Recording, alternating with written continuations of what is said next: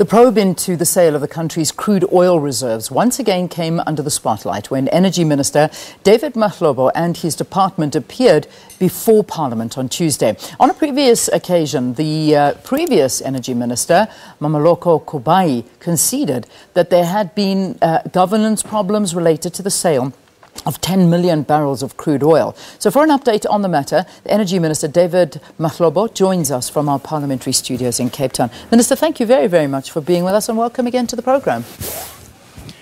Thank you very much, Leanne, and a very good morning to all your viewers across the length and breadth of our country. So it certainly is a different good morning to you, and first time we're speaking to you here on the programme as our new Energy Minister. It's been 2 weeks. How are you feeling? How's it been so far?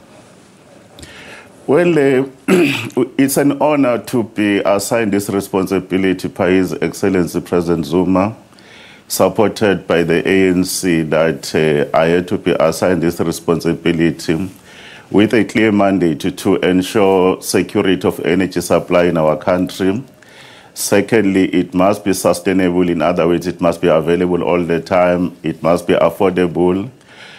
We also have to ensure that there is environmental responsiveness, because energy is the biggest input into the economy. But it can't be in such a way that it can impact on the future generations. And then lastly, we must ensure that we promote radical socio-economic transformation, because the energy sector, in terms of participation of our people, there is a less number of participation of black people and women in particular, and young people, and that's the mandate we should be able to drive. All right, so let's get to the issues that were brought up yesterday, and I think the main issue, or one of the main issues, was the selling of South Africa's oil stock. Your predecessor, Minister Kubayi, revealed that this transaction of oil reserves that was not authorised by the Central Energy Fund and the Strategic Fuel Fund Board, and therefore there's now a probe. So talk to us about this probe. What's happening? We had a discussion as a ministry during the course of last week, where I got a briefing that there is a number of investigations that are being conducted on the Strategic Fuel Fund. About 30 contracts were initially within the scope to be investigated, but the number has increased to about 50. One of those investigations has to deal with the question of the sale of the strategic oil reserves that were there, those 10 million barrels of oil that are there. We've met with the investigators. They have not completed their report. They've shared with us the preliminary report. There are a number of issues that we have raised as a ministry, especially the legal part. They think they are more a little bit complete. Then there's the financial part of the report, whether the country was prejudiced by the sale of this oil, whether there was undue influence or undue benefit to certain individuals. A report was done by an institution called by KPMG. And remember that KPMG has some reputational issues they are trying to address. For this report to be taken to the next level in terms of institution action, whether court action, whether disciplinary action, whatever, or criminal proceedings, we had to ensure that there is a peer review, so that that peer review can be able to guarantee us that this report can't be questionable when it's actually being implemented. In the next few days, they've promised that they should be able to come to us with the final report.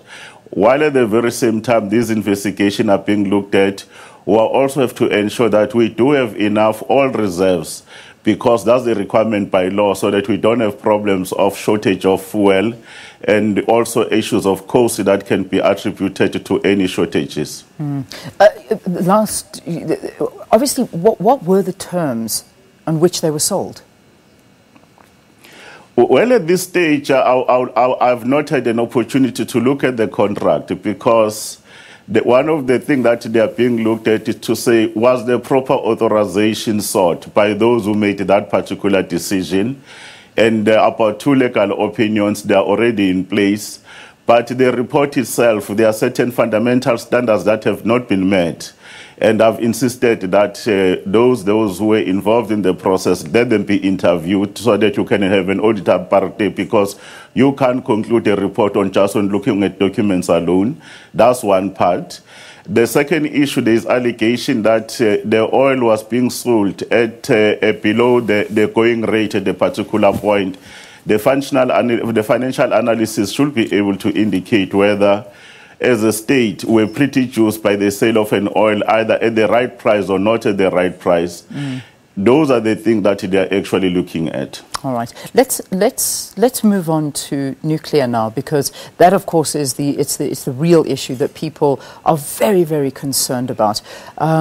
You're quite you're adamant in your stance that nuclear will go ahead in the way that you keep on reiterating, at a pace and scale that South Africa can afford it. We saw the mini budget last week with the minister saying we cannot afford it, at least not within the next 5 years. Those are the words from the minister. So let's again get your stance on this. Where do you stand with regard to nuclear?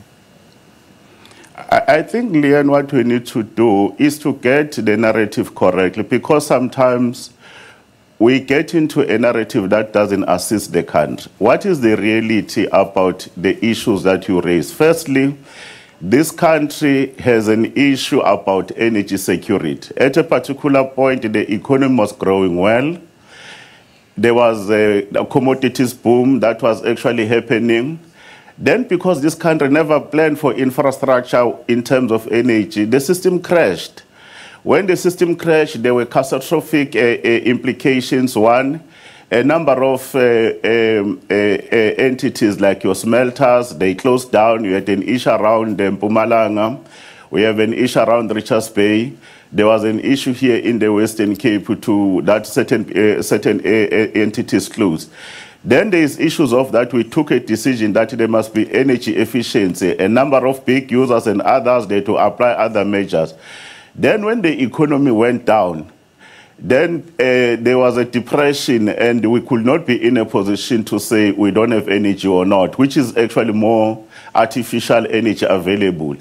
But for the economy to grow at more than 5% in terms of the NDP, create the 5 million jobs that we promised as the ANC-led government, a proper planning must be happened for infrastructure, either is it water, rail, ports, telecoms, including energy. Here we have an energy policy as a country. One of our policy is an energy mix. What does it mean? It means that you have sources of energy, which is renewables. Renewables will include solar, which South Africa, in terms of abundance, is not infinite. You have solar, you have wind, and wind in South Africa is also not infinite. You have hydro, which is water. And you know that we're a water scarce country. That's why we're looking at the question of drawing power from the Inga through the DRC. Then the non-renewables, what do you have in your system right now?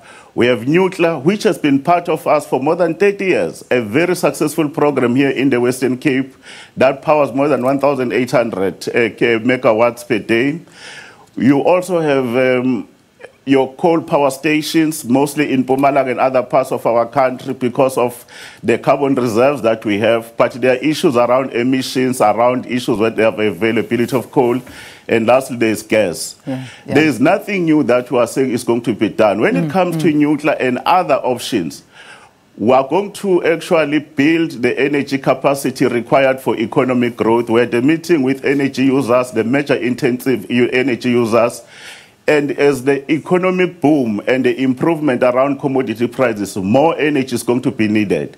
But what we need to ask is, say, in terms of the scale, how much energy is needed in terms of the demand, what is available? We are not going to build a nuclear plant of 9,600 megawatts without knowing who's going to be actually doing the uptake of this energy. You have to have industrialization. We will have to have beneficiation. You will need more energy to grow the economy. Indeed, Minister. Then when you come to the scale, as I said... sorry, Minister, I'm going to just... okay, all right, finish off what you're saying. In terms of affordability, you know, in the world, when you do a built environment, you can use a built, operate, train, and transfer.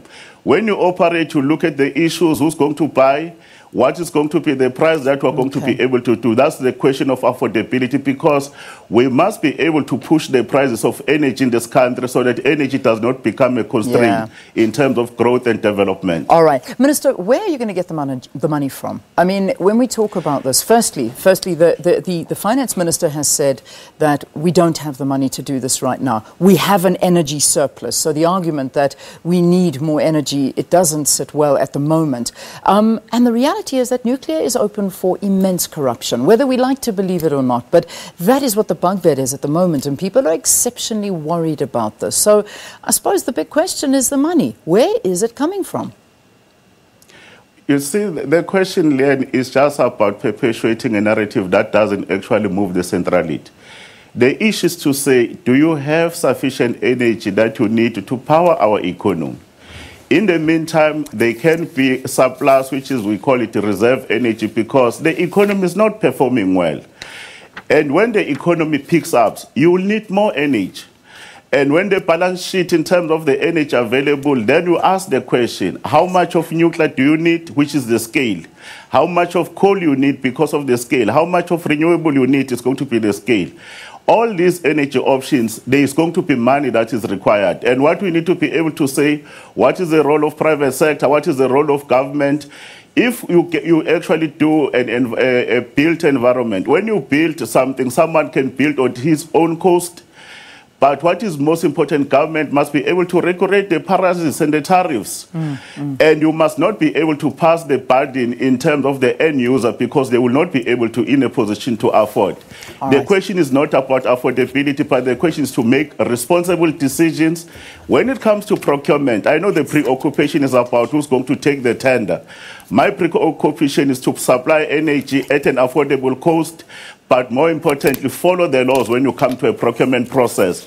And those processes must be transparent, must be within our laws as a country. Minister, sorry, I'm running out of time. I'm getting into trouble from my producers here, so I have to wrap the interview, but I cannot wrap this without asking you about this, the IRP. That, of course, is the Integrated Resource Plan that you have said needs to be finalized with immediate effect. Criticism coming at you in Parliament yesterday saying that this is your opportunity to push through things that South Africa can't necessarily afford, and all of this before December, before the conference. They think it's very, very suspicious. Your predecessor had said she'll do it, or would have done it, more towards the beginning of next year.